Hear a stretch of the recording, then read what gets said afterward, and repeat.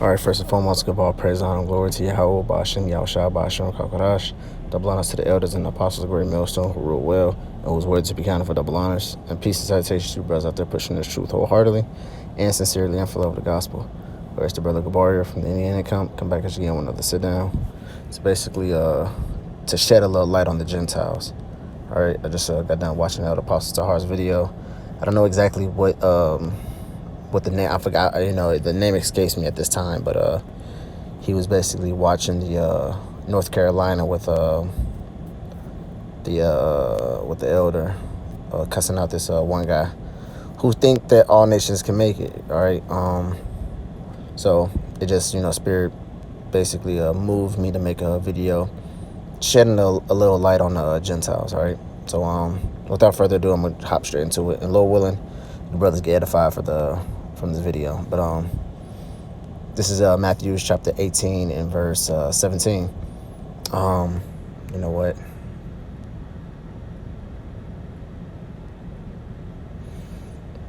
I'm gonna start from 15. It says, moreover, if thy brother shall trespass against thee, go and tell him his fault between thee and him. It says, if he shall hear thee, thou shalt gain thy brother. But if he will not hear thee, then you shall take one or two more with thy, it says, that's in thy mouth of 2 or 3 witnesses, every word may be established. It says, and if he shall neglect to hear them, tell it to the church. But if he neglect to hear the church, let him be unto thee as a heathen man and a publican. All right, so basically this is if a brother trespass, it does say if a brother trespass against thee, but also you can apply this if he trespass against the scriptures as well. All right, so if he's going off in the doctrine, if he's if he came out with some wayward doctrine, if he came out with some off breakdown or something, you should go and basically rebuke him alone. All right, you should say, hey brother, hey, this going off, what you just said was going off, here's the scriptures to prove it, here yada yada, and if it's like a standstill where he's still on his BS or whatever, he's saying, no brother, no, it's still this way, I'm not seeing that, then you should go get two more brothers. Roughly you should get 2 brothers that's probably if not the same rank as you or probably above you, to bring to him. Like, let's say you're I don't know, I don't have the rank structure in front of me, but let's just say, for example, you're like 5th or 6th in command or something like that. You should either get brothers that's even on your around the same ranking or a little higher. All right, basically what I'm saying is you don't just jump all the way up to the head brother in the camp. You kind of go up the ranks. All right, but yeah, you should get the brothers, a couple more brothers around you. Tell them brothers, like, hey bro, man, this brother, he's not getting it. I told he was already going off. Let's go rap with him. Then you bring it to themselves. You go, bada boom, bada boom. If he's still not receiving, if he's still saying, hey, no, y'all going off, y'all need to, you check y'all spirits or whatever. If he's still being on that BS, then you bring it to the head, and the head from then, so y'all supposed to all discuss it, and then from there, if he still's not getting it, then hey, he's gonna have to bounce. All right. If he still wants to teach that waivers doctrine, if he still wants to be on that, then he's gonna have to bounce. He's gonna have to leave. All right. And the scripture says what? It says, let him be unto thee as a heathen man. All right. So you won't look at that guy as a brother no more. You look him as a heathen. All right. You will look to him as a publican, as an outcast, as an outsider. All right. So back then when this was being written, when Israel would follow the statutes, laws, and commandments, they would do it to the best, they would do it. And then if a guy saying, oh no, we can cut our beards, we can do this, we can do that, he was, Israel wasn't having that. So they would cast him out. And he would be as whoever, he would be as whatever he believed in, whether that he believes in the so-called Romans, the Greeks, if he wants to be in a Hamite, if he wants to be any of those other nations, man, he will be cast out as one of those heathen. And in the scriptures, matter of fact, I'm gonna get this as well.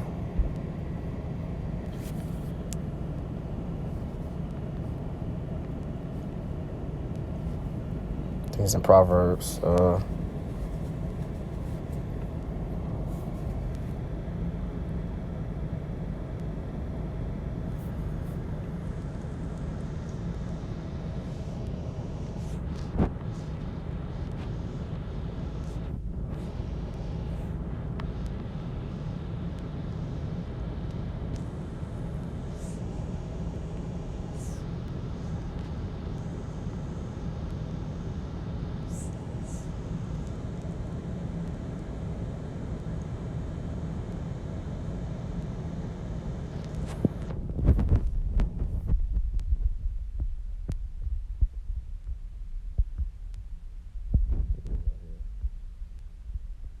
Proverbs 23:7. It says, for as he thinketh in his heart, so is he. Eat and drink shall he in thee, but his heart is not with thee. All right. So, yeah, man, it says, for as he thinketh in his heart, so is he. All right. So if that man really believe, that's what the brother Mathathi always calls you, Idumean Hamites. All right. Because what you going around calling yourself African and American. All right. Which are two different nations, really. American coming from the Edomite Americo Vespucci. All right. Which was an Edomite. And then you calling yourself, African, which that name came from a Edomite, Scipio Africanus, which were two Edomites, and what's it called? But you're calling yourself basically you're following yourself after the Ham custom, but also following after an American custom. All right, that's why he called you Idumean Hamites, which were basically those their biblical names, Idumea, which basically means Edom, all right, and Hamites, which basically means is basically the African descent or the African nation, all right. So you people that's actually really thinking like that, man. It says what? It says, for as he thinketh in his heart, so is he. All right. So back when guys used to believe that they're actual Greek. I mean, look at Timothy's father. He actually thought he was a Greek. He did the customs as Greeks, man. All right. They actually did whatever custom that they went into. They actually did the custom as those heathens, man. All right. And these are Israelites we're talking about, These were Israelites. They actually did the custom of Israel. They actually did the custom of those heathens as if they were heathens themselves. Okay. That's why some of them was so sick. Hey, look how long the letters Paul had to write to the book of Corinth. All right. The Corinthians. All right. And he was cussing them out, man, because they was doing heathenistic things. All of them. The book of Corinth, Thessalonica. That's like I always get the name. Thessalonicus. All right. The Ephesians, the Galatians. These are all letters to those Israelites that's living in those regions of Rome, man. All right. He was basically cussing them out, telling them to get right. So he didn't have to back up. He could have went straight. Anyways, Shlaka kind of told my turn to try. Oh yeah, so yeah, you had Israelites among these nations acting as if they were these nations, man. And the scriptures already say, so if a man thinketh, so if he is, So these Israelites went hard on what they was taught in and what they believed in. All right. So we understand that we had Israelites living in these regions of Rome or Greece or whatever land that they was driven into, all right, because the scripture says Israel scattered. We were scattered, we were scattered into these other nations, and then we mixed with their seeds, we mixed with their women, not mixed with their seeds, we mixed with their women, we had sex with the women, and then boom. So through later on generations, our seed is still out there. If it be born a man child. But it started, it's lucky.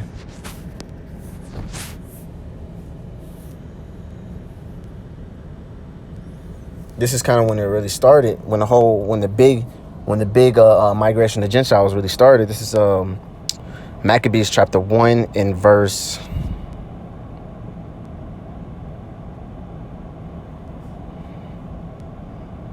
11. I'm gonna start from 11.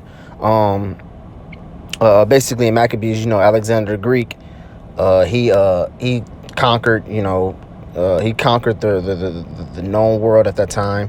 Then his 4 kings put crowns on their heads, and this is where evil started to grow. This is where the Greek Empire started to come up.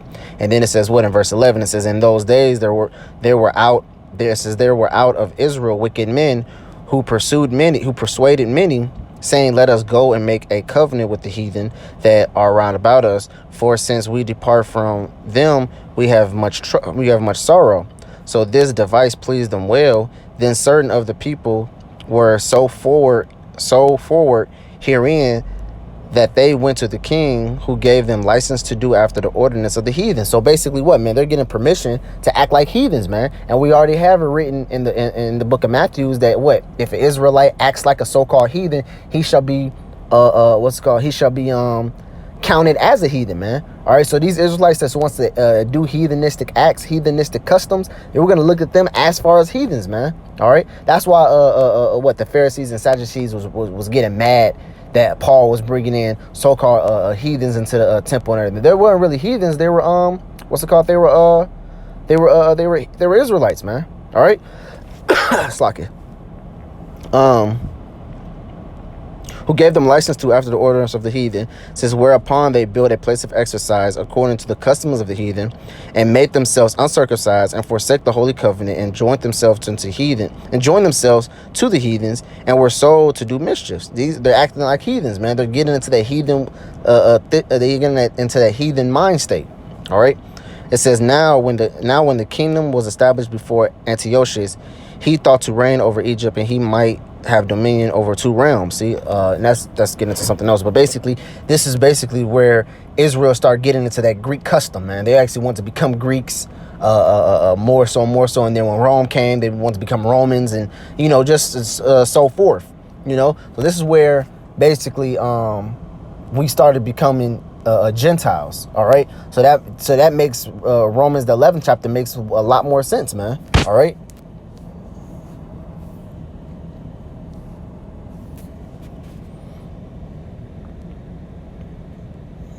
This is Romans 11:2. It says, and Yahweh hath not cast away his people, which foreknew wants ye not, that the scriptures said of Isaiah says, whom maketh insurrection to Yahweh against Israel, saying, Lord, they have killed thy prophets and dig down thy altar. I am left alone, and they seek my life. It says, but what said the answer of Yahweh unto him? It says, I have reserved to myself 7,000 men who have not bowed the knee to Baal. Have not bowed the knee to the image of Baal. So even so then at the present time also there is a remnant according to the election of grace. All right, and that's the elect, man. All right, so even 2/3 of Israel is going off right now. Hey, the Lord has a remnant unto himself, man. All right, and that's the elect, through Yahweh Bashing Yahushua. All right. I'm gonna get straight to the point.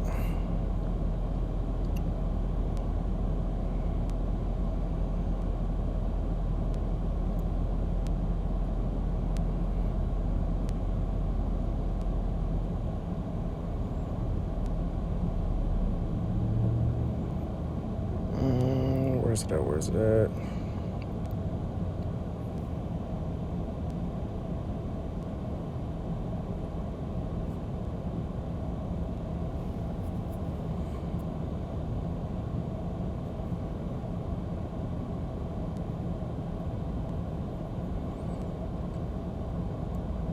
God, here it is.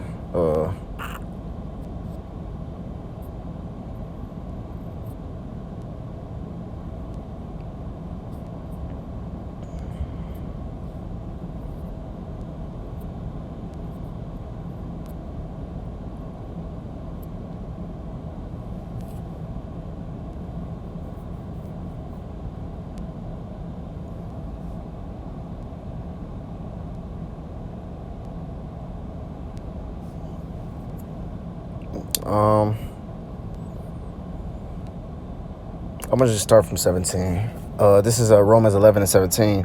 It says, and if some of the branches be broken off, and thou, being a wild olive, wilt, and it says, were engrafted in among them. It says, with them partakers of the root and fatness of the olive tree, boast not against the branches. But if thou boast, it says, thou bearest not the root, but the root thee. It says, and thou wilt say then, the branches were broken off, that I might be grafted in.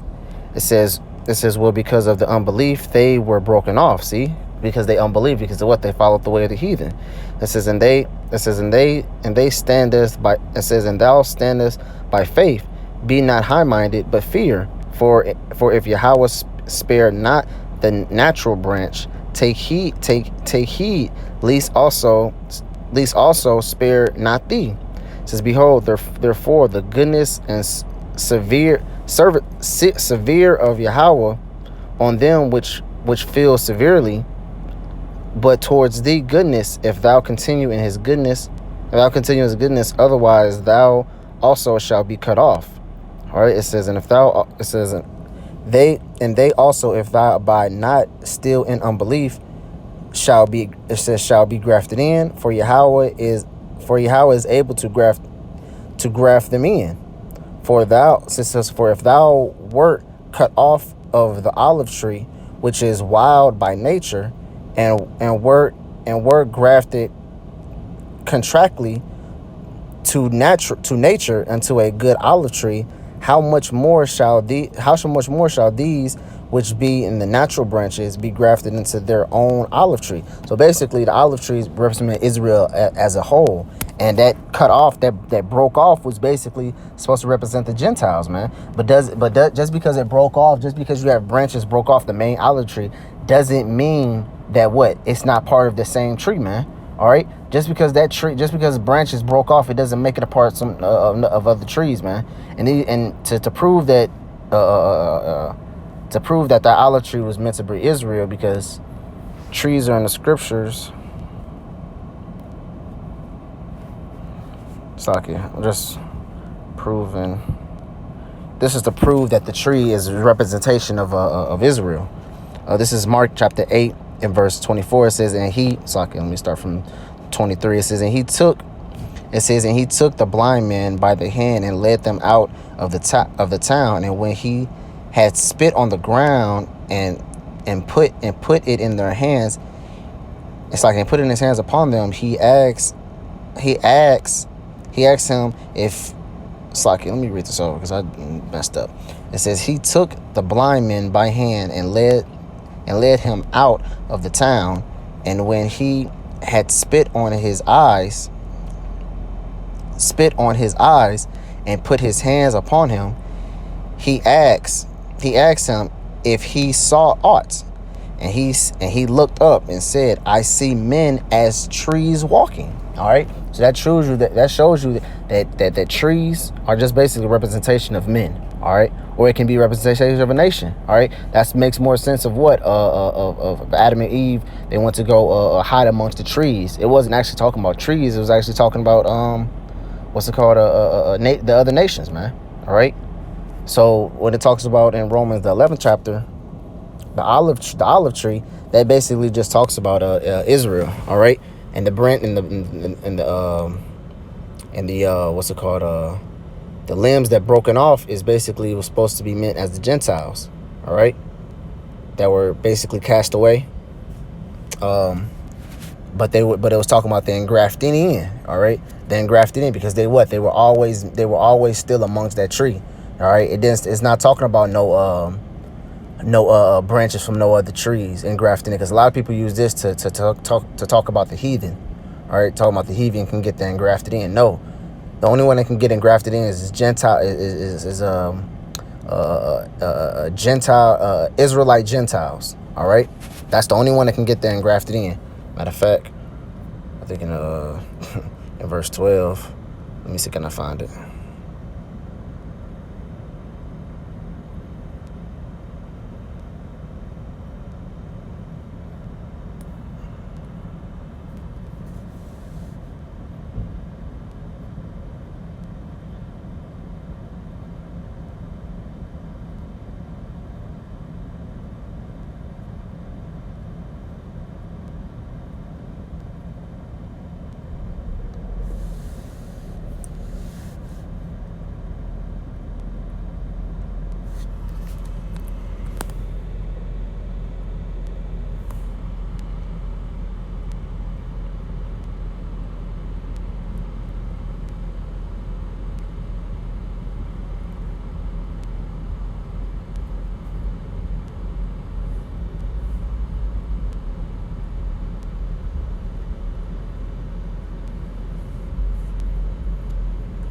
This is Romans chapter 9 in verse 3. It says, for I choose,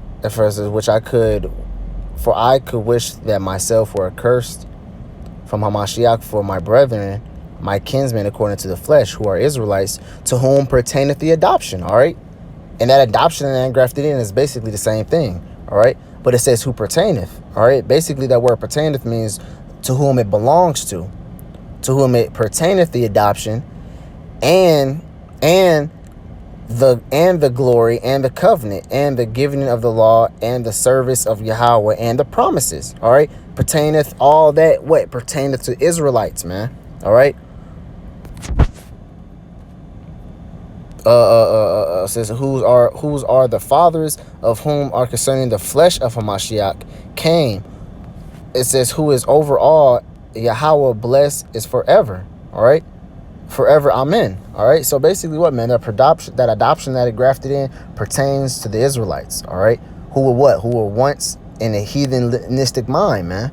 All right, who once thought as heathens, was cast away as heathens, because what? If you look at, if a man, so what a man think of, so as he is. So if a man thought he was a Greek and he did the customs of a Greek, he wasn't looked at as an Israelite amongst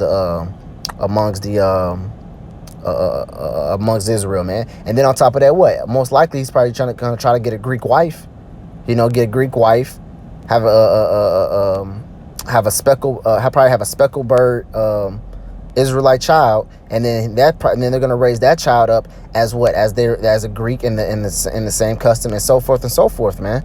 And then through mixing the breed, you're gonna get a child that looks like a complete Greek, that doesn't look no different from the rest of the Greeks. But long down the line, he was actually an Israelite because of his father, and then so forth, man. And that's when you get the confusion of faces coming around. Just like we do now, man. We have a confusion of faces. We have brothers that look like Israelite. We have brothers that look like heathens. All right, that look straight like heathens, man. Whether that be you look like a Chinese man, a white man, an African man, what's it called? And you might have some Israel. Matter of fact, I ain't gonna say you might. You have some Israelites that's actually Jewish. Some of the fake Jews. Some of the fake Jews are actually Israelites, man. Some of them. All right, so when you call them fake Jews, you actually call them real Jews. They actually be real Jews. They're just in the Israeli mind state. All right, over there. So hey, man, that's just to shed a little light on it. I don't want to go as deep as I did. Lord willing, I hope I didn't, confuse any brothers. I hope it all made sense at the end. I didn't really, I just wanted to get 2 or 3 scriptures and just kind of shed light on it. That's why I said at the end, I just want to shed a little light on the Gentiles, but I kind of went on the deep end a little bit, so slacky on that part. Lord willing, I do hope it was edifying for you brothers out there. I want to give all praise, honor, glory to Yahweh Bashem, Yahweh Shah Bashem, Kakadash, and double honor to the elders and apostles of Great Millstone. And shalom till next time.